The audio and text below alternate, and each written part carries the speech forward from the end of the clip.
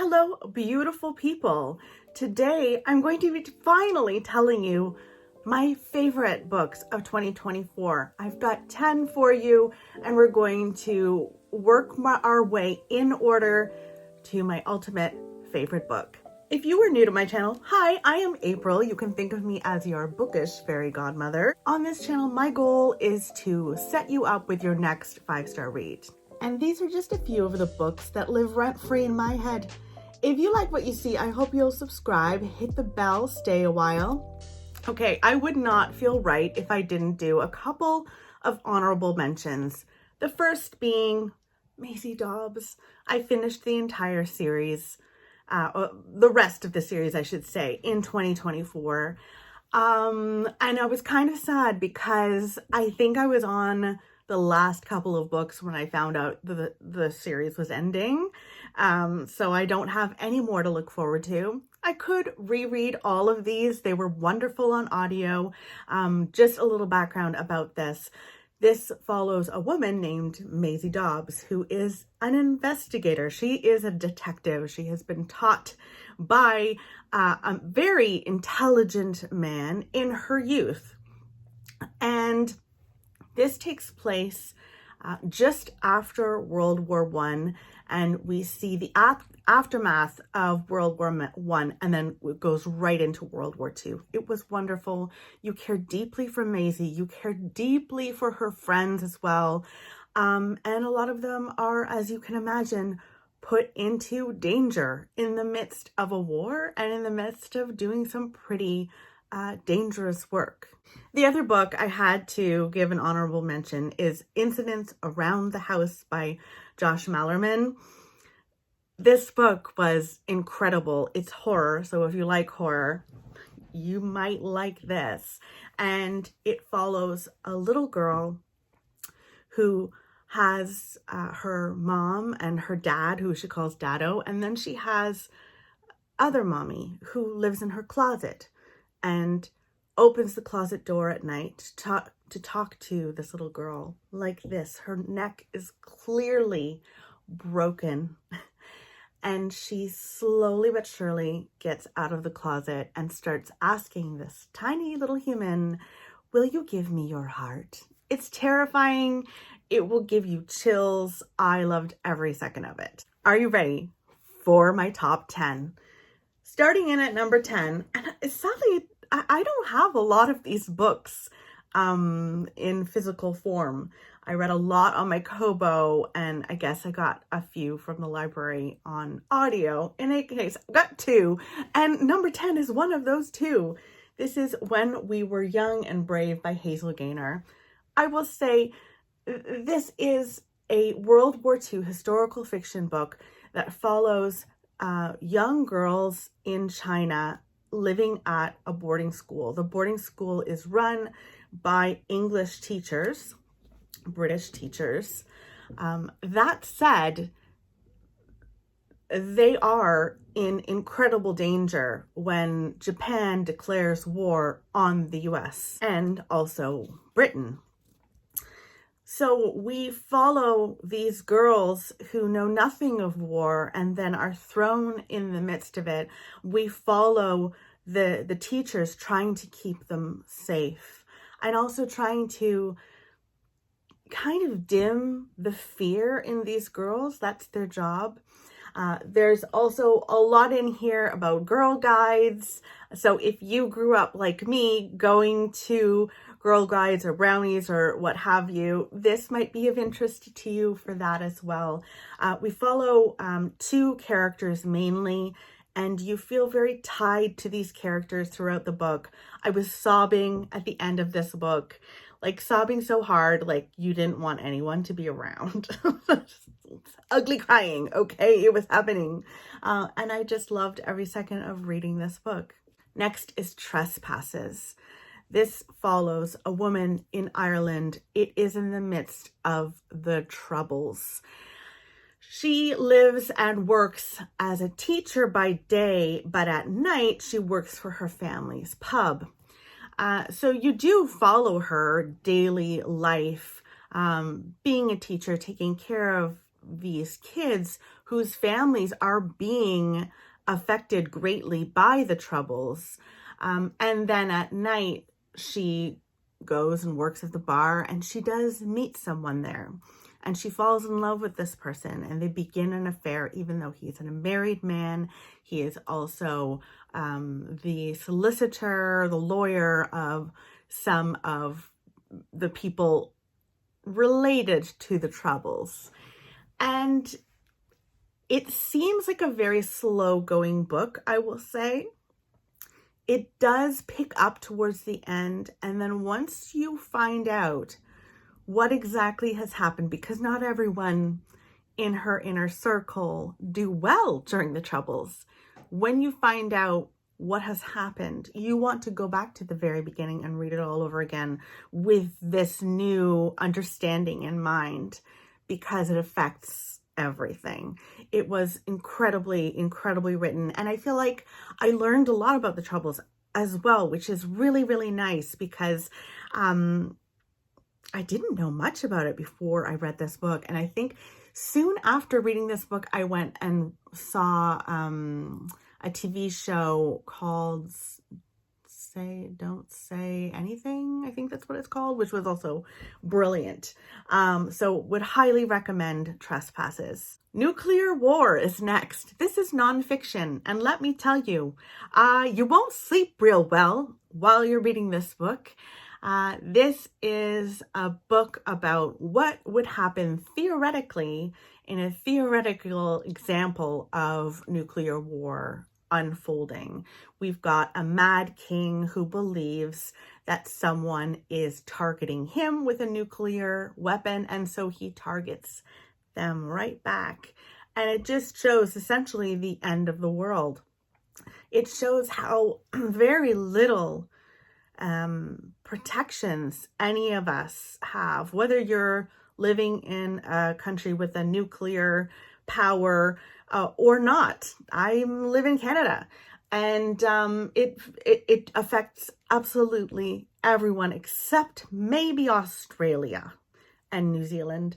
But everyone else, pretty much, it's the end. It shows how little protections we have. It shows how easily it could happen. And it's absolutely terrifying. And if you don't end this book and start demanding, especially to those who have live in countries with nuclear weapons, I just can't imagine reading this book and then not getting somewhat involved in trying to end nuclear weapons being created, being held. It's just mind-blowing. It really is. The Watchers is next. This is an Irish folklore horror book. It follows a woman who is driving through the Irish countryside on the way to drop off a bird, a parrot, to someone. She, along the way, gets a little lost, and she doesn't know where she's going, and her car breaks down. When her car breaks down, she realizes nobody's going to come and help me because I'm in the middle of nowhere, okay? So she decides that she is going to get out of the car, grab the parrot, and start walking and trying to find help. She sees eventually in the distance a kind of bunker-like building, and there's a woman outside waving at her, screaming at her to come in and to run. So she starts running. She's like, what? Am I running towards a crazy person? I don't know, but she's telling me to run. Maybe there's something behind me. She starts booking it for this bunker. She gets in, and they lock the door, and darkness falls upon the bunker and the Irish countryside, and a light flickers on, and they realize they are being watched. She, along with several other people in this bunker, have found themselves in a position where they're essentially being held hostage by things on the outside that watch them. It's incredibly disturbing and terrifying. I just loved the English folklore being weaved through this book. I really thoroughly enjoyed it. It's definitely one of my favorite horror books of all time now. The Message is next. This is by Ta-Nehisi Coates. It's a nonfiction book by him, and this explores his writing experience and writing in general. He travels to a few places, one of which is the southern states, and particularly southern states where they have banned his books from schools and libraries. And he goes to these areas and meets people who are trying to stop his books being banned. And he realizes, I believe, along the way that there are a lot of people who think like him and don't think that his books are dangerous. They're things to reflect on.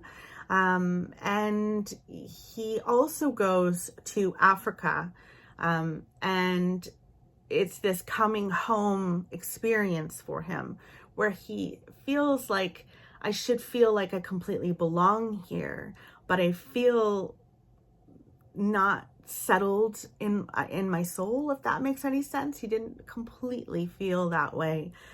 So he goes there, and then he also goes to Palestine. He goes to the West Bank, and he witnesses the apartheid that exists there. He also goes to Israel, I should say. That's where he stops first. And he thinks that it's going to really make him think, but I don't think he went to Palestine thinking that he was going to walk away believing that apartheid existed within Palestine. And that's exactly the impression that he experienced and what he actually experienced.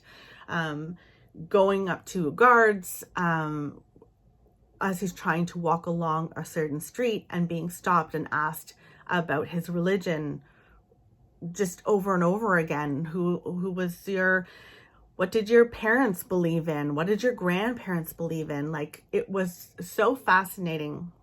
I think he is one of the best nonfiction writers that we have in the world. I think he's one of the best journalists. I think he's one of the most important voices of our time.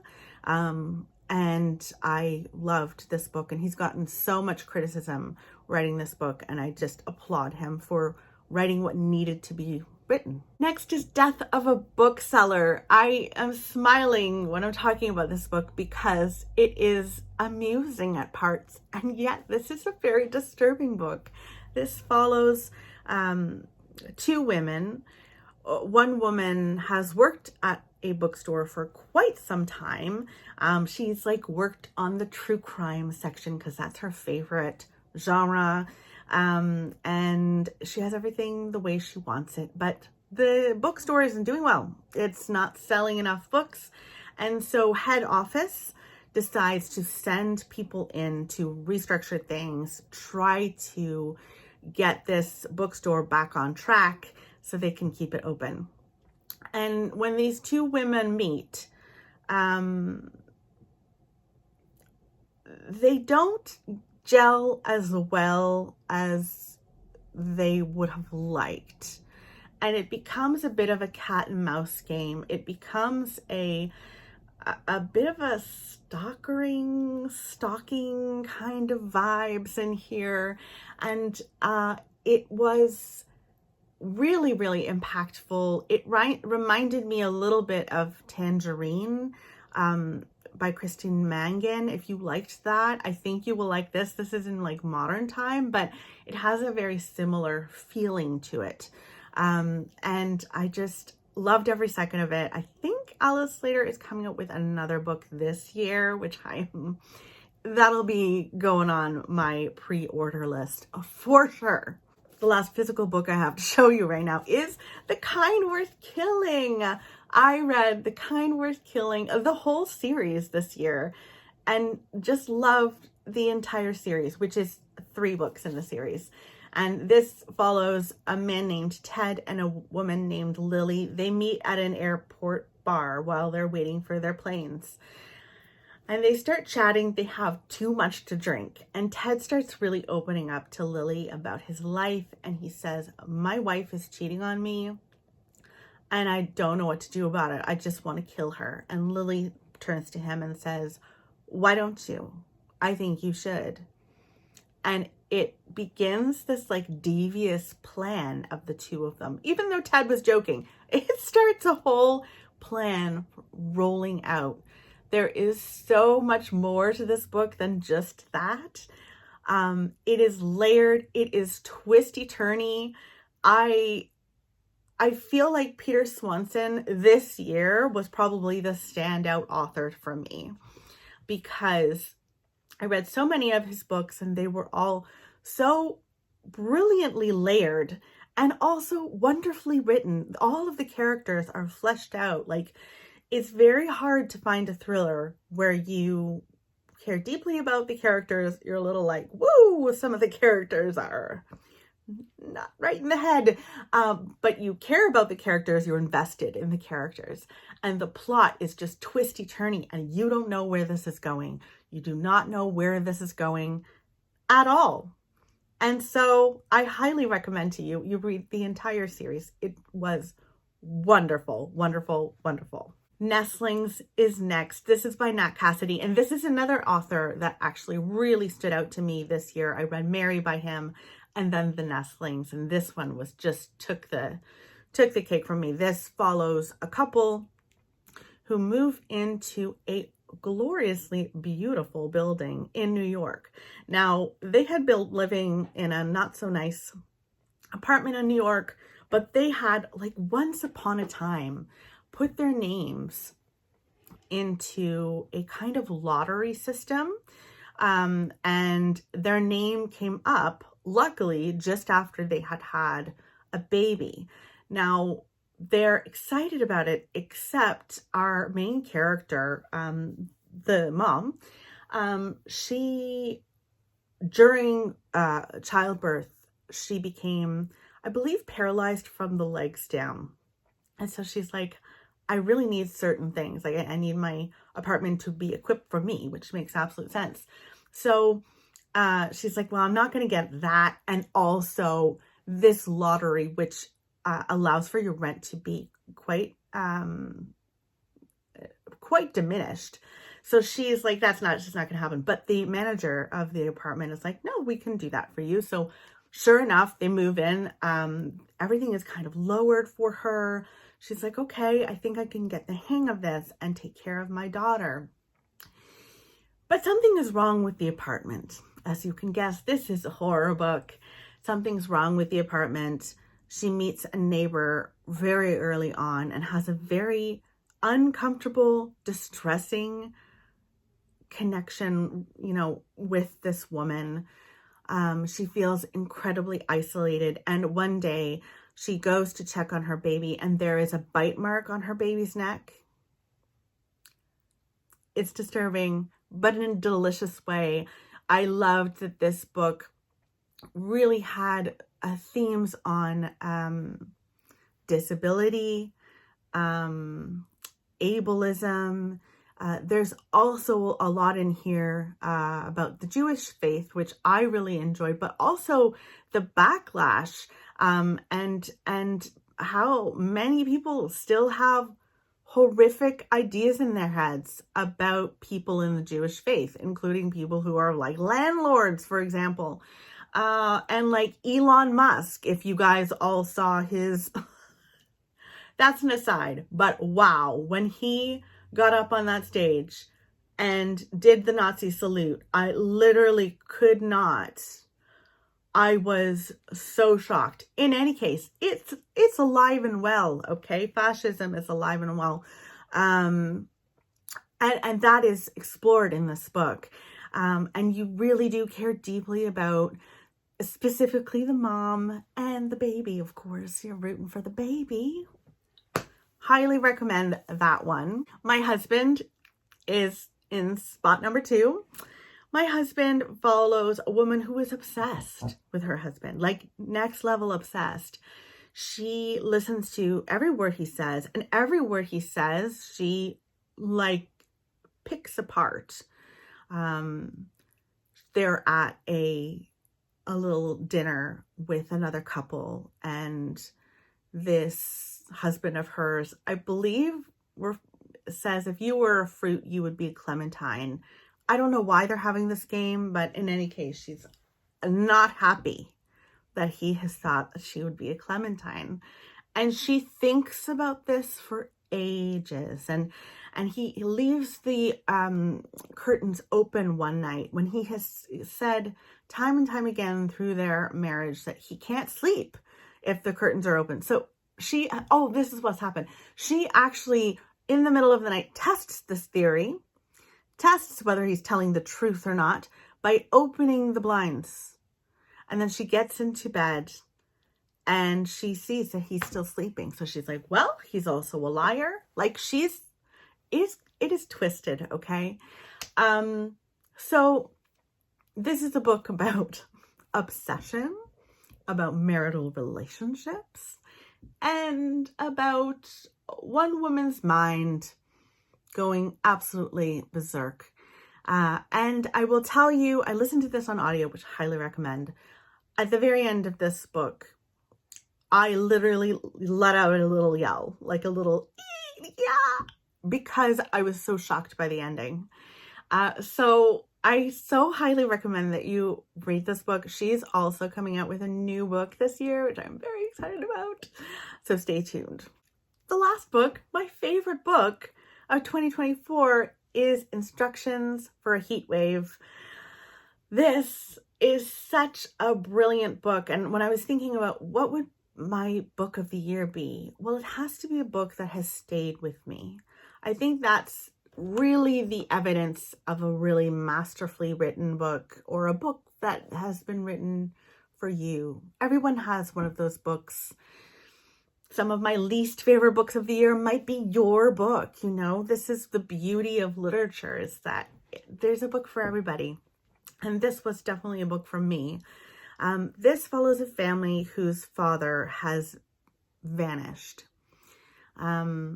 We follow the mother in this family when, you know, this dad has said, I'm just going to go pop out to the store to get a newspaper. This is something he does every single day. He goes to the store, gets a newspaper. He never returns. And so she starts calling her adult children and trying to explain to him what has happened. She's very focused on, I think, the key to the lock being missing or something like that. So it's really hard to it's like pulling teeth, getting information from this woman. And just that telephone call alone and how that was written could have made it the best book of the year for me, because we have all been on the phone with people where you're like, just get to the point. Just tell me what you want to say. And maybe some of those people are your mothers, you know? And so you could really understand these characters by how they react, by the mother herself. Like, you find out so much about all of these characters in these single conversations they're having with their mom.